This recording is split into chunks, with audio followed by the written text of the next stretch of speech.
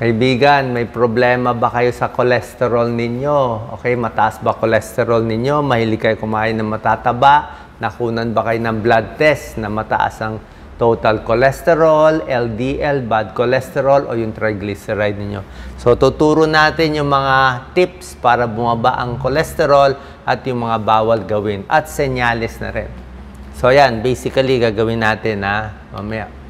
Ano yung mga bawal din, ituturo natin mamaya, 1 to 10. Pag mataas ang cholesterol, ganito nangyayari. Ito yung artery natin. Okay? Pwede yan artery sa puso, artery sa paa, artery sa utak. Pag bata pa tayo, malinis yung artery, walang barado, ang ganda ng daloy ng dugo. Pag tumatanda, may konti ng cholesterol dyan. Pag malakas kumain ng matataba, mamantika, naninigarilyo, may diabetes, ayan, mas barado na. Pero dadaloy pa rin yung dugo. Pag ganito nakabara, sobra na bara, parang ganyan na yan, heart attack na yan. Yan ang delikado. Ano ang komplikasyon ng high cholesterol? Kinakatakot natin. Maraming komplikasyon. Basically, ang ayaw natin, magbara yung ugat, artery sa utak, stroke. O magbara yung artery sa puso, heart attack. Pwede rin magbara yung artery sa paa. Sumasakit ang paa. Yan, o. Sumasakit ang paa. Hindi makalakad malayo. Pwede rin makadagdag sa pinsala ng diabetes ang high cholesterol. Pati high blood, pwede rin siya makakontribute. Mas sumisikip yung mga artery. At hindi lang to komplikasyon ng high cholesterol, pwede rin gallbladder stone. Bato sa apdo. At pwede rin pancreatitis sa lapay. Usually, walang sintomas ang high cholesterol. Makikita mo lang sa blood test. Magkaka-symptoms ka pag ganito na, komplikasyon na. Okay? Pero minsan, yung iba nagkakaroon din. Iba mahina kumain, napapagod, masakit ang dibdib. Yung iba, ito, may senyales. So, nakikita sa mata, focus mo, Doc Lisa. Meron siyang santelasma. Parang taba-taba dito sa mata. Ayan, meron mga taba-taba. Kulay, para siyang dilaw para siyang fat talaga dito. Or minsan, yung mata mismo, yung bilog ng mata, may taba dito. Corneal arcus, nagka-arcus dito, bilog. Wala pang 60 years old, may bilog na yan, baka high cholesterol din yan. Overweight, nadidepress, may heart palpitation, pwede rin maging komplikasyon ng high cholesterol. Pero minsan, blood test lang talaga nakikita. So, ito yung mga iiwasan natin. Yan, mga home remedies natin. Iwas tayo. Baka maasar sila. Wala tayong magagawa kasi talaga nakakataas ng cholesterol. Iwas tayo sa trans fat. Trans fat, nagpapataas ng bad cholesterol. Trans fat, prito Prito, fast food. Ayan, puro trans fat. Merong trans fat, ito, gamit ng partially hydrogenated oils. Mache-check sa food label kung mataas siya sa trans fat. Margarine, mataas din sa trans fat.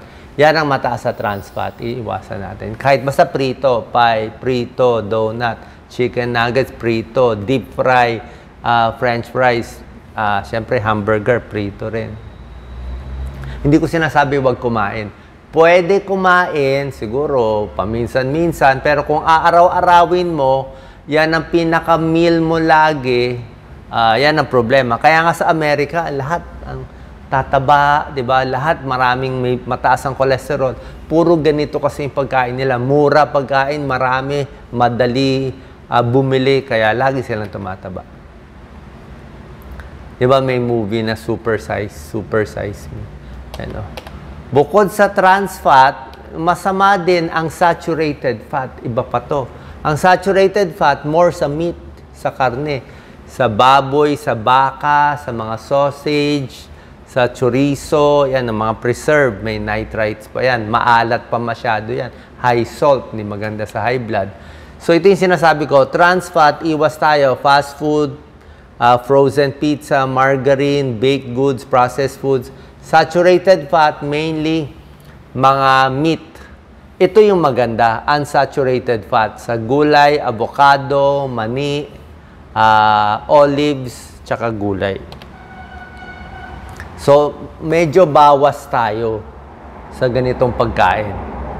Siyempre, dapat ayusin din ang stress. Okay? Pag sobrang stress ang tao, meron tinatawag na stress eating or emotional eating. Malungkot, galit, inis, walang ginagawa, kakain na lang siya. So, mas relax ka, mas marami kang ginagawang iba, hindi ka magfo-focus sa pagkain. Lalo na yung midnight snack. Matutulog ka na, magmi-midnight snack ka pa. So, ang pwedeng snack lang talaga, saging, mansanas, yan ang magandang snack. Not eating enough fiber. Yan, bawal din yan. Kailangan mo maraming fiber. Ang fiber po ang nagpapababa ng cholesterol. Oatmeal, 1 cup of oatmeal in a day, 1 cup of oatmeal, nakakababa ng 10% ng cholesterol. Okay? Itong mga gulay, lahat yan, sari-sari, talbos, ampalaya, kangkong, spinach, lahat yan nakakababa. Broccoli, cauliflower, nakakababa ng cholesterol. Yan, high fiber foods, pati munggo, beans, yan, greens. Nuts, okay ang mani, wag lang mantika at maalat. Okay? Unsalted nuts. Alak, syempre, di ba? Alak, haluan mo ng pulutan. Ano yung pulutan? Syempre, mataba yung pulutan. Mataas din calories nito. Di ba? Iwas tayo. Smoking, di ba? Smoking is deadly. Pinakita ko nga sa inyo yung picture Ang nagpapataas ng barado dito, smoking din yan. Nakakabara. Smoking yan and unhealthy foods. Okay? So, iwas sa sigarilyo. At syempre, overeating. Yan, no? Nasa dami ng portion Depende sa dami ng kinakain mo.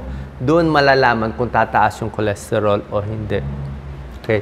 Meron, too much sugar. Alam nyo naman, prito na, matamis pa, high fat, high sugar. Ito po, maganda. May sikreto tayo para hindi tumaas ang cholesterol. Ito pinaka-slide natin. So, depende sa kamay nyo, malalaman kung gaano karami lang ang pwede nyo kainin. Okay?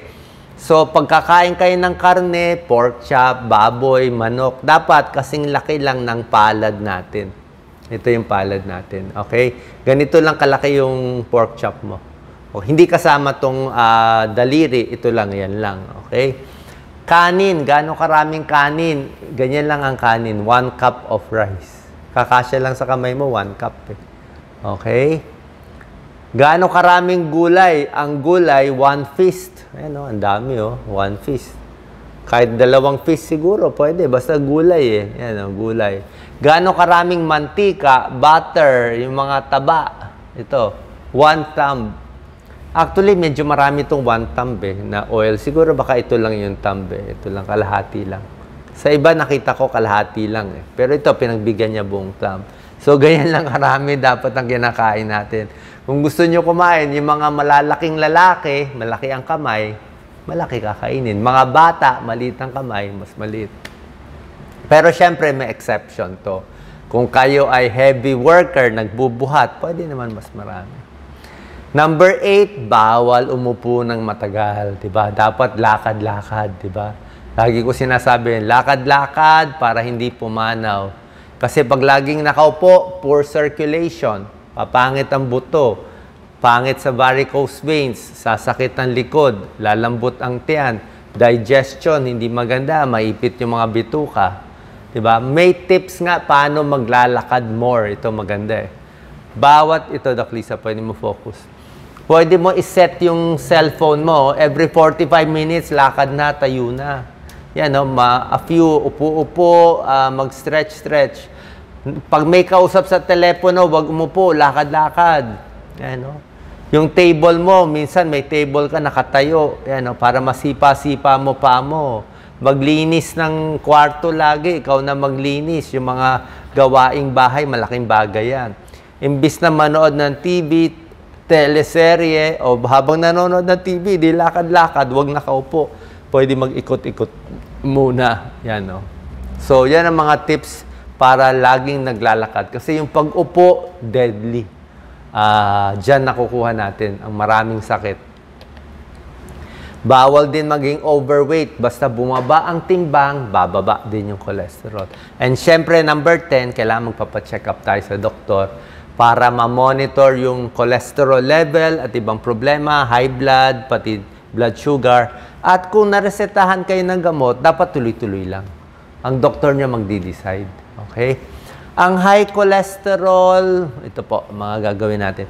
Hindi naman siya talaga agad nakamamatay. Hindi porke kumain ka ng lechon ngayon, next day, lagot na. Hindi po. Usually, ang cholesterol, talagang accumulation several years yan. Siguro 2 years, 3 years. Tuloy-tuloy, unhealthy yung kain mo. Lagi kang puyat, very unhealthy. Tuloy-tuloy yan ang habits mo. Lumalaki ang tiyan, kulang sa exercise, bago nagbabara. Kaya kung matatanggal siya, unti-unti din. Yun ang point natin eh. Hindi siya agad-agad tulad ng high blood, sobra taas, baka may stroke. Ito, kahit mataas ang numero mo, mahahabol mo pa nito eh. Nito mga healthy habits natin eh. Sana po nakatulong tong video para magamot at malunasan ang inyong high cholesterol. Salamat po.